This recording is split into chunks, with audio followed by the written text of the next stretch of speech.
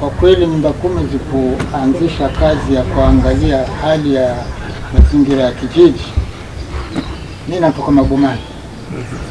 Na Mabomani ilikuwa ni sehemu ambayo kuna maneno mengi ambayo hayafai. Mimi nikisema hivi unafikiri wale wanakama bwana wananielewa.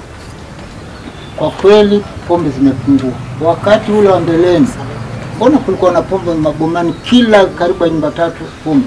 Sasa hii imepungua sana. Labda kama si watu 3 ni 2 4 hivi.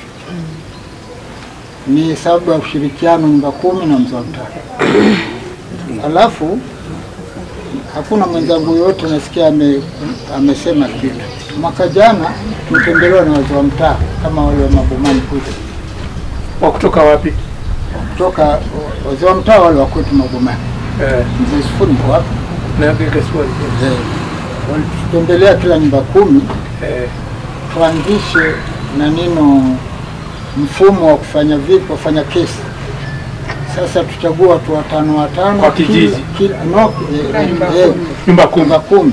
Katika kila nyumba 10 chairman achague wachague watu 5 wakiwa kwa grupu wote nyumba 10. Wachague watu 5.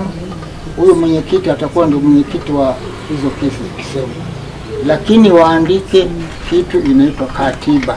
Kila nyumba 10 waandike katiba yao ya kufanya hizo kesi.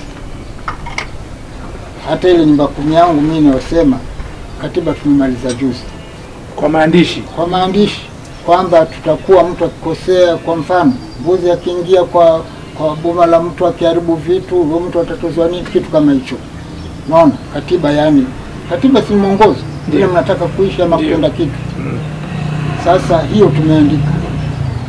Lakini kabla ya kuandika katiba, mimi naamini kabisa ubaya umepungua. Kule kwetu Mabomani kulikuwa kunajulikana hata ofisi zote hata ya polisi kwamba ndio ubaya zaidi.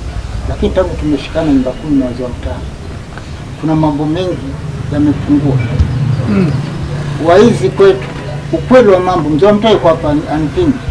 Kwetu mtoto akiiba inafuatiliwa usiku na mchana mpaka akimbie kijiji ama apelekwe kwa haki. Hakuna yule anahurumiwa. Kweli mzee Sifuri?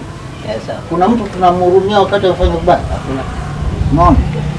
Kwa hivyo nyumba 10 zimefanya. Tukisema pombe kwetu imepungua.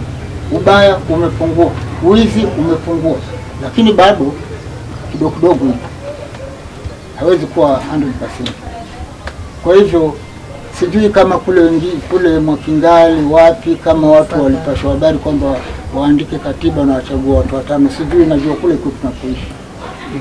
Ni hayo tu nilikuwa nimebakiza, naona ni atoe kwa sababu zasikia mwenzangu.